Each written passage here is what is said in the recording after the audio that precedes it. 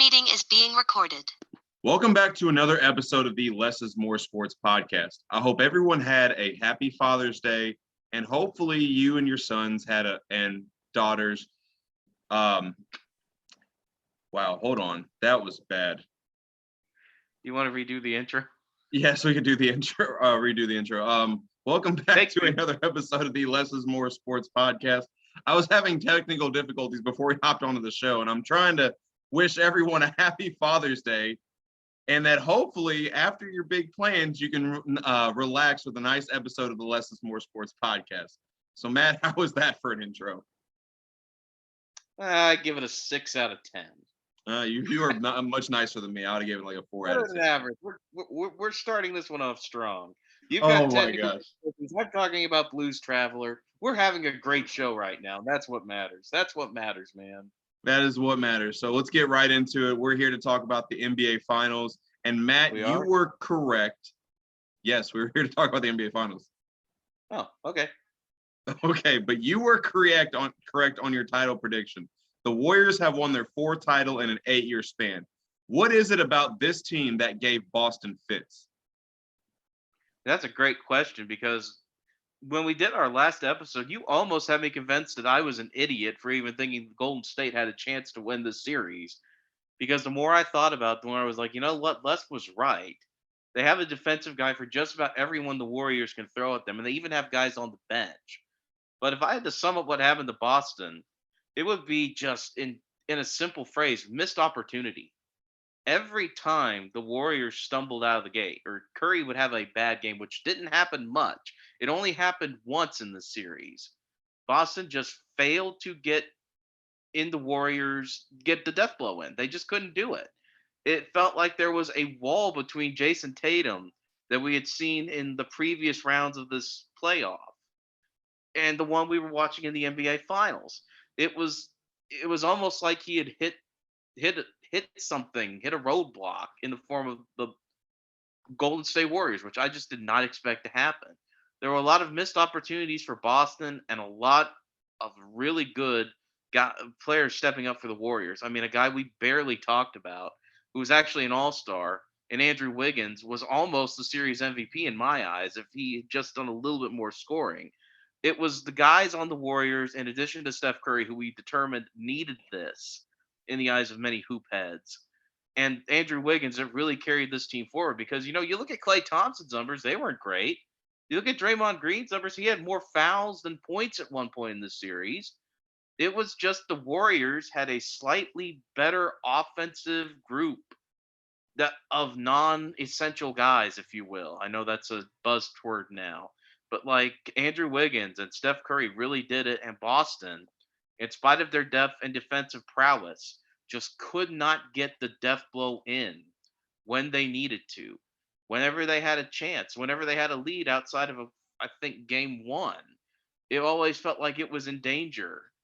And that never changed throughout the series.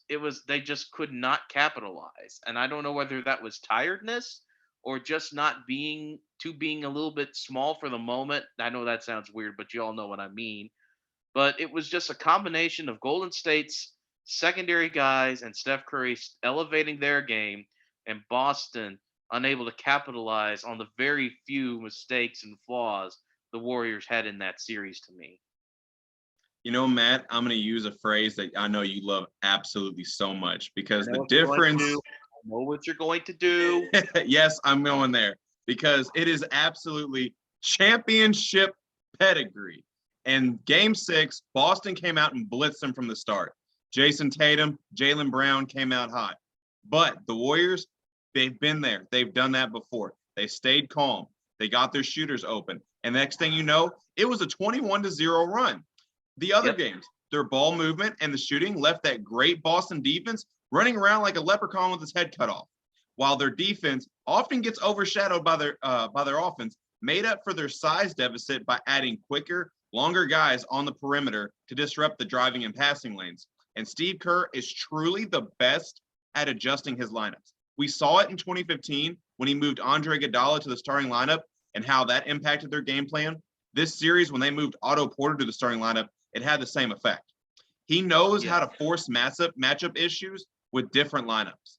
And to me, just the fact that they've been there and done that before, it was the difference in this series. Boston, I think they could possibly get in Boston. There are a lot of youth on that team, a lot of haven't been there before, but that experience was the difference in this series for me. Yeah, I think you're right there. And the thing about youth is every time this happens, we always say they'll be back. But then you think about how the Thunder were supposed to be back after LeBron beat them.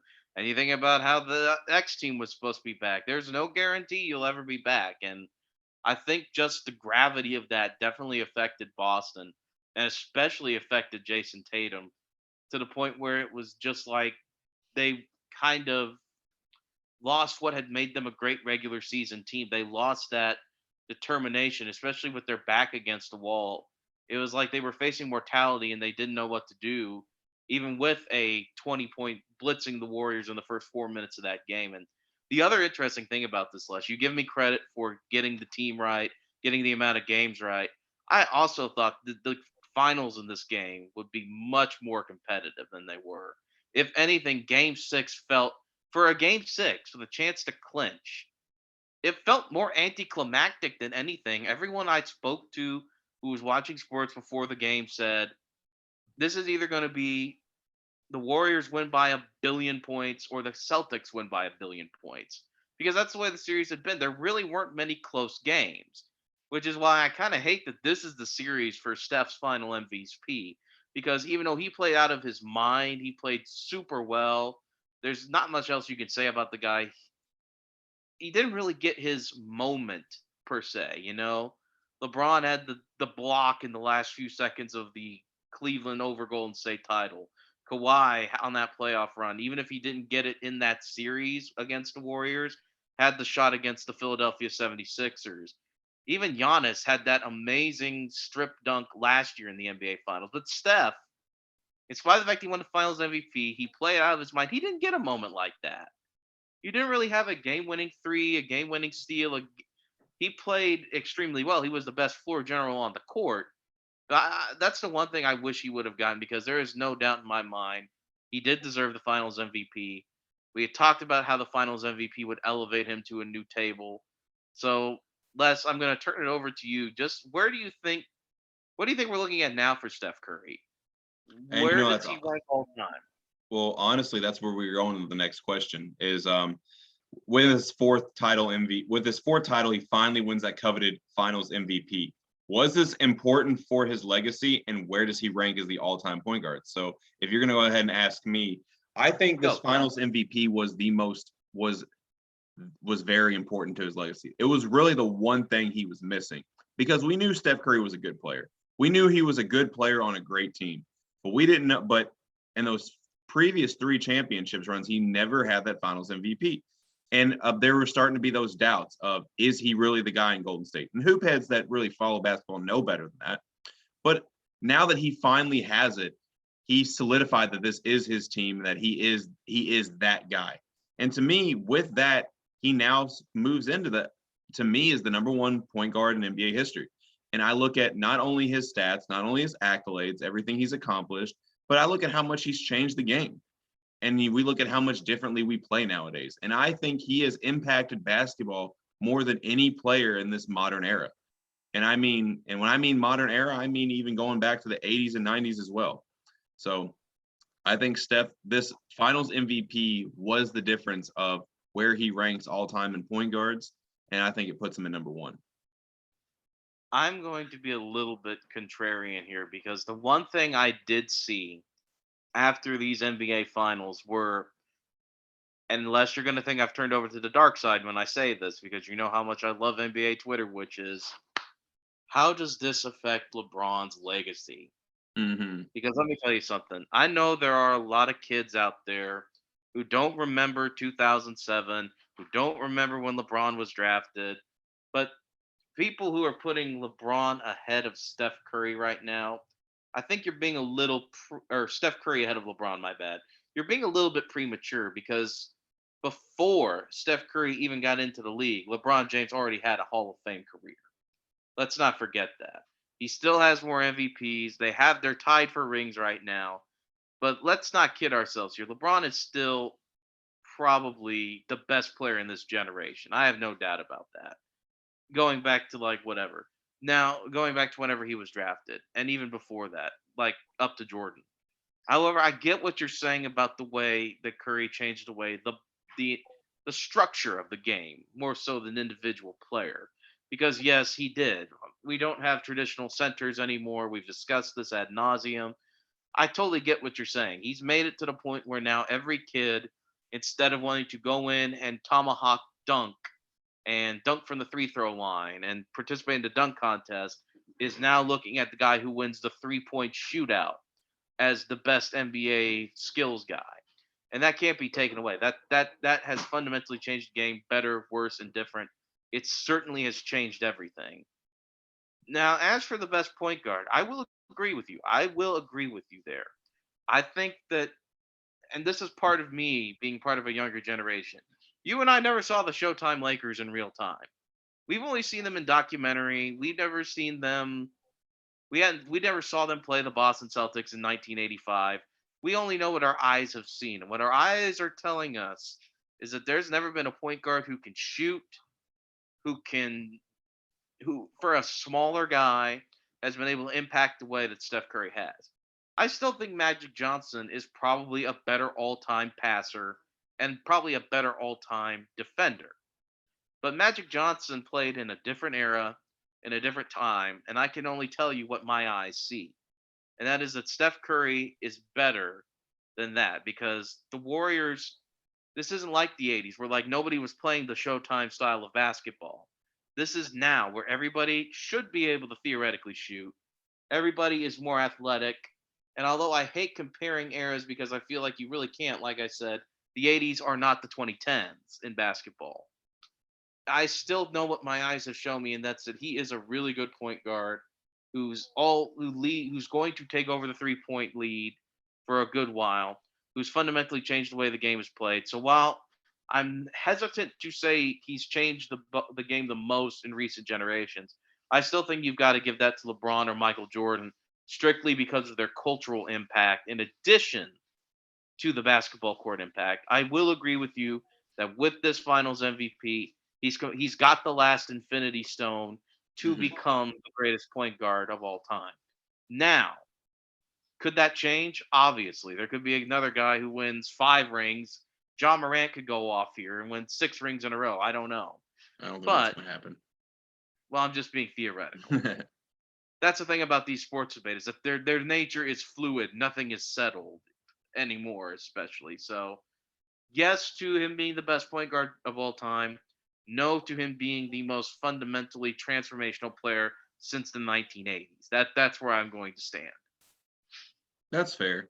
Um, I was strictly looking at it from a how we play the game standpoint, but I mean, from a cultural impact, I mean, you look at guys like obviously MJ, you got guys like LeBron, Allen Iverson, got different guys like that. Culturally, I don't know how we would say that Steph Curry changed the game or in any way, or he impacted the game in that regard. But I'm strictly speaking from a change from the way that we play standpoint, if that makes sense. I get that. All right, so let's moving on to our next question. NBA analyst and former coach Jeff Van Gundy said this was the least talented of Golden State's title runs. Do you agree or disagree? I don't see how you could disagree, but I don't see. I actually thought that this was probably their most complete roster in a while because the thing is, especially during the Steph Curry years, or Steph Curry, Kevin Durant years, the roster was pretty thin. Let's not forget. They had the 5 guys who started. They could bring in Sean Livingston from the bench. And, Sean Livingston, he was fun to watch, but I don't exactly think he's anybody's best.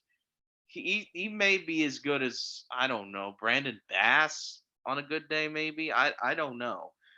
But when I looked at Golden State's roster, I saw Andrew Wiggins, who, because of the way he started his career, was pretty undervalued and finally got a chance to prove himself and did so. I saw Otto Porter Jr., who's pretty good a defensive player. He just got stuck on the sinking ship that is the Washington Wizards. I see Jonathan Kaminga, who's a rookie who has a ton of talent, who's getting ready to come in. You've got Moses Moody, another rookie with a ton of talent. These are the guys who aren't even playing really much. I mean, I don't really get how it's the least talented roster. You still have Steph Curry. You still had Klay Thompson, who is getting better. You still had Draymond Green. Kevon Looney is highly underrated. He's going to get himself a bag this Hmm. offseason because people love the way he plays.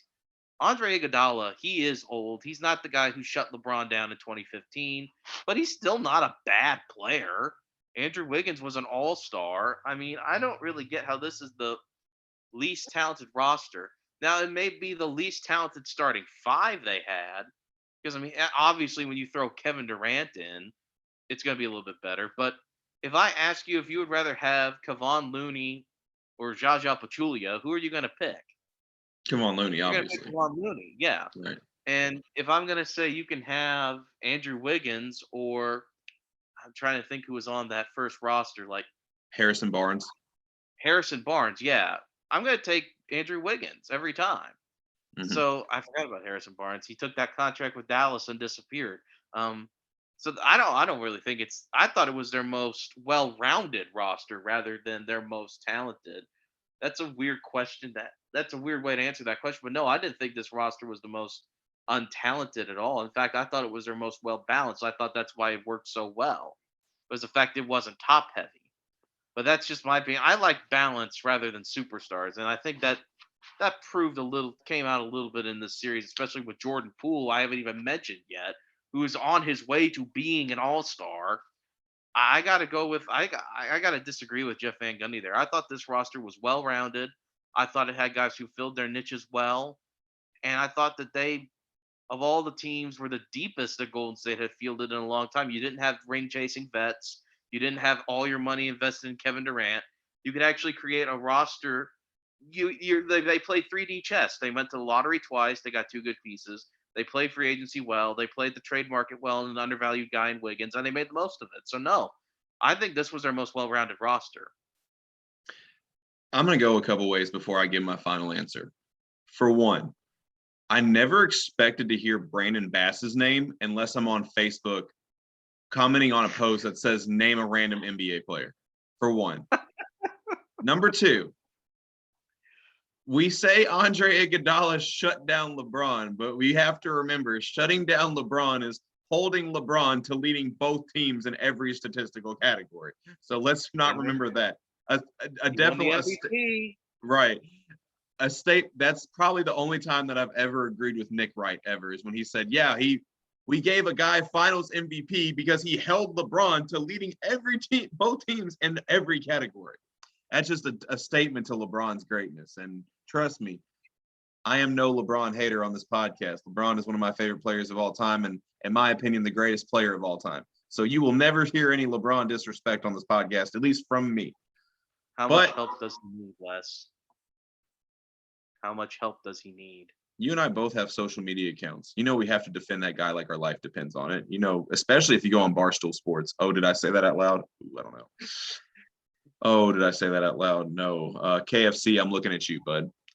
Or El Presidente, whatever he goes by, I'm looking at you. I don't Anyways, want to be in a feud with Barstool. I'll beef with Barstool. I'll handle all the smoke. It I don't don't matter to even me. know who they are. I don't follow Barstool. I'm just gonna be like El Presidente, and I'm tweeting it like the president of some country for real. And I'm like, great, now we have international beef. How did I even cause this? Hey, sometimes the beef is what gets the ratings. Yeah, but I'm not a trash talker. I'm a lover, not a fighter. Jesus loves you. Remember, Jesus loves you. See, but that's like the ultimate trash talk, though. It's like they're talking all this trash to us, and just Matt comes back with Jesus loves you. But well, we were anyways, talking about Brandon Bass, but I think we've lost that train of thought. But okay. Anyways, yes, okay. On to my answer. On to my answer. Okay. So this is why I'm torn about this statement, because I think the 2015 team had more veteran leadership, I guess, because Andre Iguodala was still able to play. Klay Thompson was still like in the prime of his career. He wasn't coming off an Achilles and a torn ACL. Draymond Green was really establishing himself as a difference maker. Steph had burst onto the league. And people forget, and of course, Harrison Barnes kind of had that Andrew Wiggins role. But people forget about another X factor in that series, and that's Andrew Bogut and what he was as a rim protector. Oh, I forgot about Andrew Bogut. How can you forget about the former number 1 overall pick, the former player of the year at Utah? Come on, guys. That's I just always remember disrespectful. Andrea Bargnani before I remember Andrew Bogut. I don't know why. Well, anyways, that team I feel like had more, I guess, pieces, I guess, or they had the rim protector, they had more experience, more veteran leadership. Whereas this team, I feel like it has a very similar makeup as the 2015 team, and on all the reasons that you said, talking about the depth and complete team top to bottom. But I believe this team was more talented because of all the young guys they got, the Jordan Pooles, the Jonathan Kumingas, the James Wiseman, even though he didn't play. So I think this team's more talented, but that 2015 team, I think had more experience. So I think that's the best way I can answer that question. But of course, that statement by Jeff Van Gundy sparked a lot of lot of conversation. So I feel like we had to address it here on the podcast. Now for the final question I have about these Warriors, unless we want to talk about Draymond for a little bit before we get into it, but because Draymond got a lot of criticism for doing what we're doing right now. Yes. I mean, even his mom got in on it, and that's never good. You should never get your mom involved on social media trash talk. It never ends well. I'm just glad my mom's not on social media for that reason. Mine is, and I am terrified every day. Every day I'm worried that this will be the day that she'll end up beefing with Barstool or something, and I'm going to have to explain who Barstool is because she doesn't know either. But far be it for me to stop her. But I mean, the Draymond Green stuff. You first. I was like, I'm picturing your mom.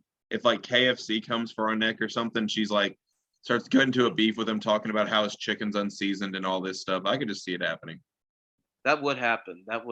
My mom loves Raising Cane's. She does not love KFC, so that would definitely happen. So, but yeah, I mean, the Draymond stuff was really the only drama we got from this series in a lot of ways, and it was, in a way, necessary. In a way, a topic we've already addressed because, as we've established, fans suck, including us. We've been over that. There's a whole episode about that in the archives somewhere. So, yes, be sure to watch that. That's why I think, whenever I talk to somebody who is like not affiliated with the NBA, they don't care about sports, they don't care about this, that, and the other thing. That's why they were rooting for Golden State, is because that's just Boston's reputation as a sports market.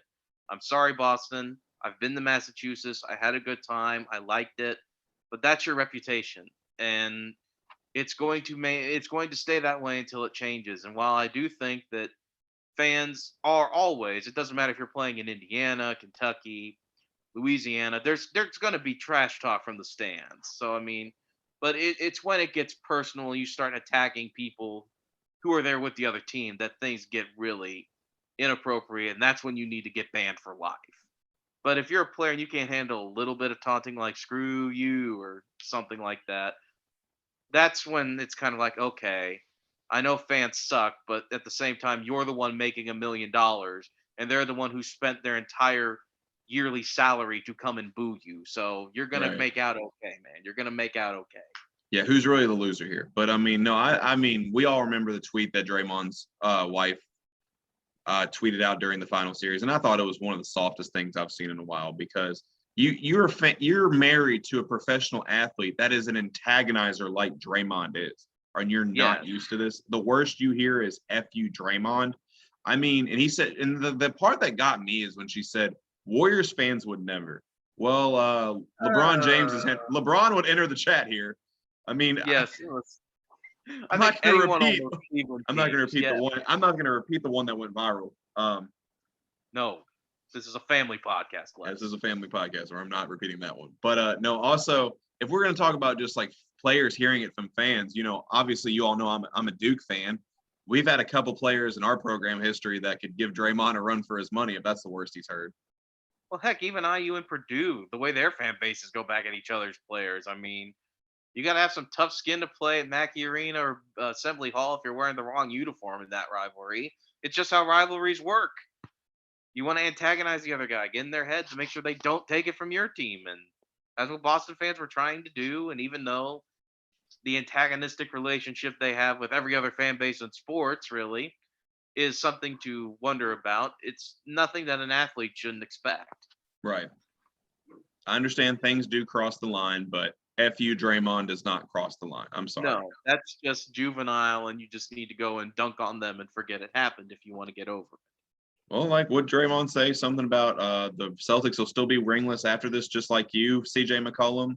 I mean, Yes. that's all you need to say.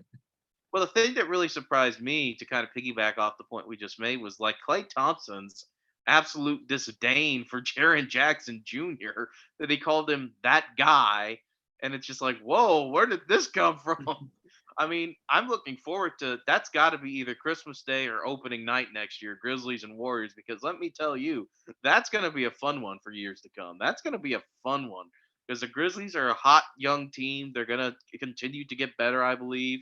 The Warriors are still the Kings. You gotta knock them off, and until you do, they can say things about that. Because last time I checked, Klay Thompson has 4 rings, and Jaren Jackson Jr. has no rings, and that's not a good equation in the NBA. But it's I'm just not, amazing. You you go know, on, go on. we didn't require a lot of math when we studied journalism at IUS, but I'm pretty sure 4 is greater than 0. Did I do the wrong thing? Did I go like? Oh, never mind. But No, yes, you I didn't see do the point. anything wrong. I was just I was reiterating your point.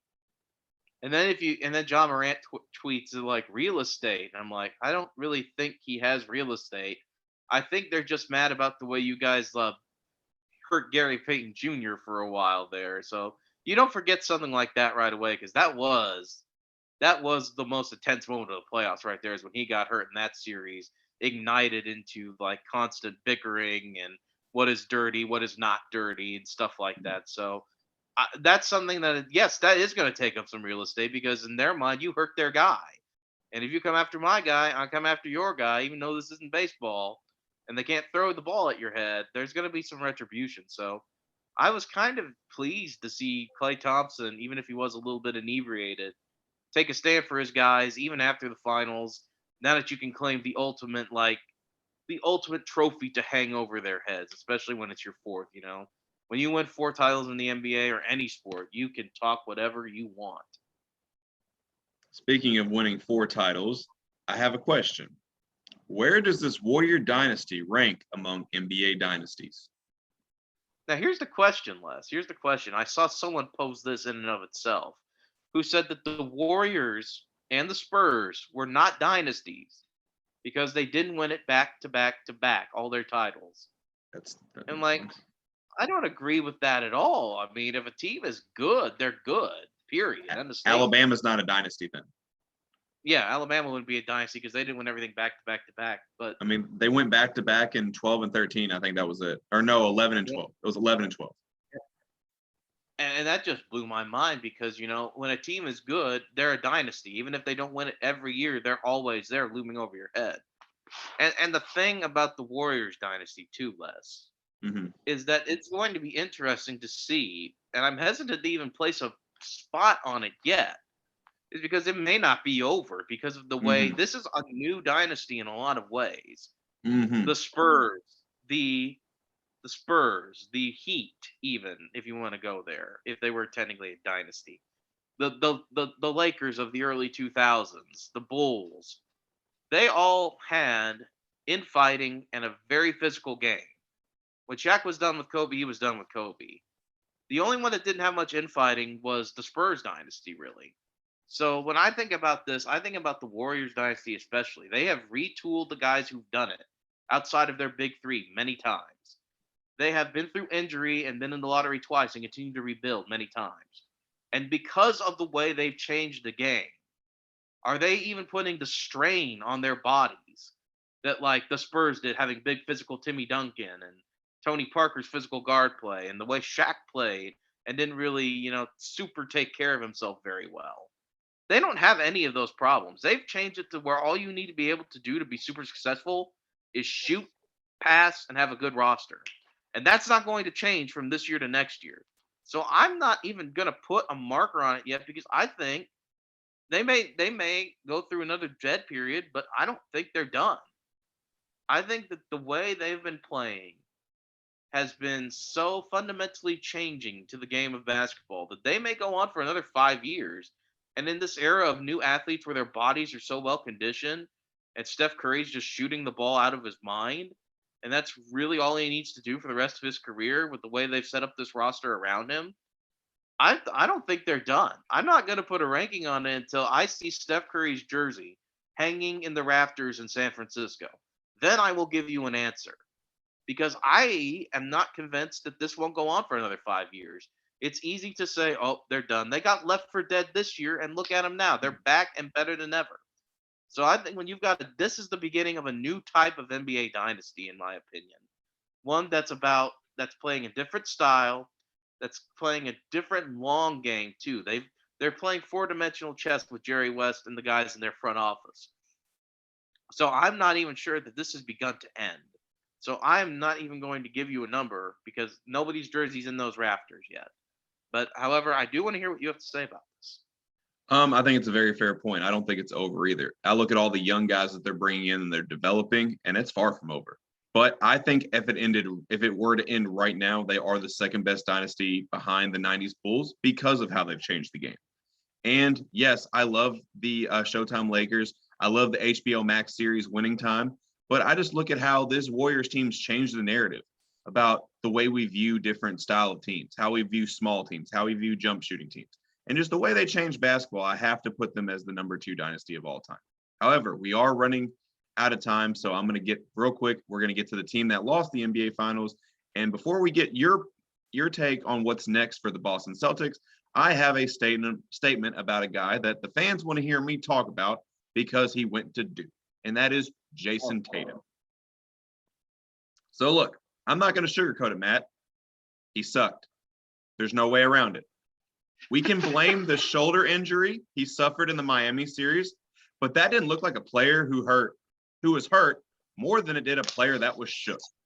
But that being said, if I learned anything about him and the Celtics from this series, it's this notion that Boston needs to run through Jaylen Brown instead of Jason Tatum is complete garbage. When they got hot after the All-Star break, Tatum took his game to the next level and was far and away their best player. The playoff series that they won, he was the best player. And the one they lost, he wasn't. Coincidence? I don't think so. Tatum has the ability to be the face of the NBA. My one critique is that he just needs to get a hair more aggressive. He's so close. It's almost frustrating. But for him to mentally grasp that, sometimes you just need to fall flat on your face. This series was it. And long term, I think this will help him and the Celtics going forward. This is like a LeBron versus Dallas series. We all talked about how he choked and how JJ Barea was averaging more points than him, and then they woke up a beast. And then he goes on to win the next 2 titles, goes to another finals. Actually, really, he went to 7 more finals after that, including his before the Warriors got Kevin Durant, he led every team in every statistical category. So that finals versus Dallas woke up a beast, and I think this could potentially do the same thing for Jason Tatum. But Matt, what is next for the Celtics as we have 5 minutes left? More of the same, I think, really. The only question I would ask is, and I know we had talked ironically enough earlier this playoffs about whether or not it should happen, is, maybe moving parts around. The only one who I would really consider getting rid of would be Jaylen Brown. That would be the only one. Because Al Horford's not getting any younger. Marcus Smart's still good, but he's a defensive guy. And I don't know exactly. I mean, White's good. Admiral Schofield. It's not Admiral Schofield. It's Grant Williams. Dagnabbit, Tennessee basketball. Wrong volunteer, yeah. Wrong volunteer. Tennessee basketball. Bernard King. Anyway, the only thing I don't know is if they need to get another offensive guy in there less, and that would be the only thing I would change. Other than that, I think you hit the nail on the head with Jason Tatum. I mean, sometimes the lights are just bright. And there's no guarantee you're not going to fall on your face the first time you go out there. I mean, think about what happened to LeBron even before that Dallas series when he brought the Cavaliers. Yeah, they got swept. Yeah. They got swept. that doesn't mean that like the team's bad, he's bad, or anything. It just means that big moments are big. And believe it or not, sometimes they're very big and they're very intimidating. And when you're playing against a team like Golden State, where all they have to do is get a groove going and hit three threes in a row, and then your lead evaporates, it can be a bit jarring. And I think that's just what happened. It was just like, oh man, these guys are good jump shooters, and I'm having an off night, and I need to lead this team. And then your mind just spirals. Mhm. Everyone's been Oh there yeah, where they kind of just choked up, and it happens to everybody, and it doesn't it mean happened he's to not me. going to be back next year. It happened to me at the beginning of the show with the technical difficulties. Yeah, I was in my own head and I butchered our yeah. intro. Nevertheless, something as important as the NBA Finals, when you're like 24 years old, you got to cut the guy some slack. I mean, he's going to be fine. Boston is going to be fine. I know I was talking doom and gloom about how you never know when you're going to be back again, but Boston has a really damn good chance. The East is still the East. A lot of guys are getting older out there. The only question is, how good is Milwaukee going to be, and how good will Miami be next year? There How we are they go. going to be cool? How are they going to retool? Is Kyle Lowry on the train out of town for whoever they can get? Is But Donovan I think Mitchell coming? yes, is Donovan Mitchell. That would be weird because then you have to act like you love Louisville. But No, I don't. but well, you might have to. You might have to praise him a I, little bit. I don't But like UK. the I don't bottom, like UK, but I like Tyler Hero you and love Bam Bam Adebayo. Adebayo. Oh my gosh. Anyway, he's gonna be fine. Boston's gonna be okay. The only question is if they sign someone to get a little bit more offense in there, a little bit more consistent shooting. I mean, I don't really think they're going to move Jalen Brown much, but Les, I think you just hit the nail on the head with that analogy. Is that like he's going to learn from it? Is what's going to happen? The greats always do. Kobe learned from it. LeBron learned from it, and Jason Tatum, he's going to learn from it too. So I mean, it's not like he's going to go from an NBA All Star to the worst player on the team. So he's going to be fine. Boston's going to be fine. While the finals are a hard place to get, they're going to make the playoffs. As we wrap up the end of the show, as always, tell us in the comment section below. Tell us what you liked, what you didn't like about the show. Obviously, if you've made it this far, the intro did not scare you away. And as always, Matt and I enjoyed having this show. Until next time, him and I are out. Yep, we'll see everybody.